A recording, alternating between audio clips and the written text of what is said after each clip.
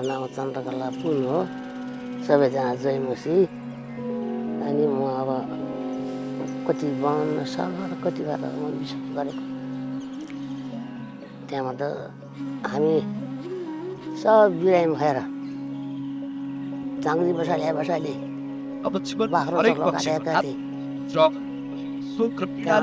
हाम्रो एउटा भाइ विश्वासी भाइ बुटोलमा हुनुहुन्छ, विश्वासी मेरो भाइ हुन् यहीँका हाम्रो गाउँका।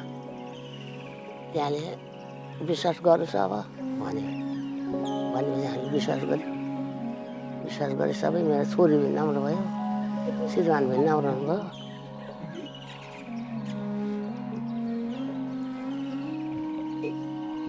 अरू त अब सबै कुरा सन्चो भयो। विश्वास गरेपछि मलाई हाम्रो सब परिवारलाई राम्रो भएको छ।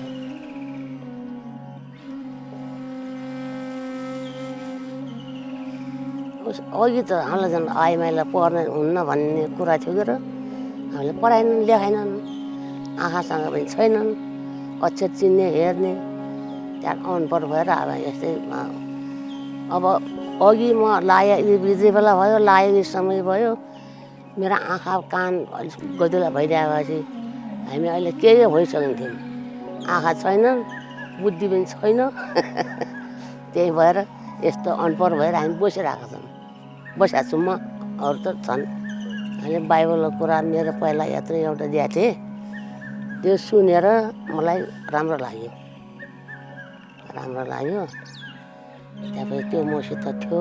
अगमवक्ताहरूले इजरायल र सबै जातिहरूलाई उनीहरूको दुष्कर्मको दोष लगाए अनि घोषणा गरे कि एक दिन परमेश्वर आफैले प्रभुको दिन ल्याउन र संसारलाई निम्रोधबाट छुटाउन आउँछ। यो अहिलेको सुन्नेको फरक लाग्छ मलाई, राम्रो लागेको छ कि। पहिलाको मैले राम्रो बुझेको पनि थिएन, जाने पनि नै। अहिले बल्ल यो सुन्दाखेरि बुझ्दाखेरि राम्रो लागेको छ।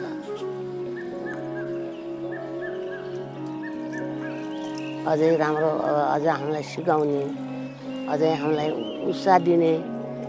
अनि अहिले अझ राम्रो कुराहरू सुन्न पाए राम्रो हुन्थ्यो भन्छु कि मैले। पढ्ने मलाई आन्न के के गर्नु, यो सुन्ने भएर आउँछ। हामी श्रीमानले हुनुहुन्छ बाइबल पढेर सुनाउनुहुन्छ, त्यो सुनिरहन्छु मैले। राम्रो लाग्छ कि यो तपाईँले उहाँबाट ल्याएको यो बन्ने कहिले सुनाउनुहुन्छ, त्यो पनि राम्रो, झन् राम्रो लाग्यो मलाई त। हामी त अब यहाँ समाचार सुन्दा राम्रो हुन्छ। अलि प्रयोग गर्नु पाएपछि सबै मान्छेहरूसित घोलमेल गर्ने, प्रयोग गर्ने भएपछि अझै उत्साह हुन्छ मान्छे।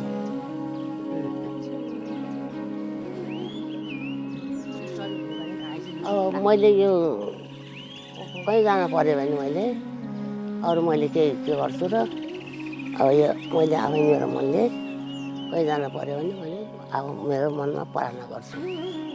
प्रार्थना गर्दै हिँड्ने गर्छु र मलाई अरू मान्छेले कहाँ गएपछि के भयो भन्छन्, कहाँ गए के भयो भन्छन्।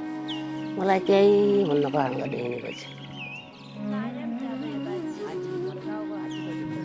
अरू सुनाउँदा अब यस्तो भन्छ भएको छ, यो सुन्नु पऱ्यो भने सुनाउने। सबैले सुनेपछि राम्रो हुन्छ।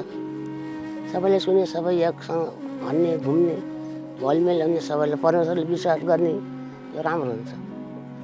आफ्नो दिदी बहिनी दाइ भाइहरू अनि सबैलाई गाउँका मित्रहरूलाई सबैलाई सुनाउने मन लाग्छ। सुनाउँछु भने कहिले जोडेको छ। अनि यो संरचनाले हामीलाई पुस्तकको सन्देशलाई समग्र रूपमा कसरी बुझ्ने र यसले सम्पूर्ण बाइबललाई कसरी परिचय गर्दछ अनि यो पुस्तकमा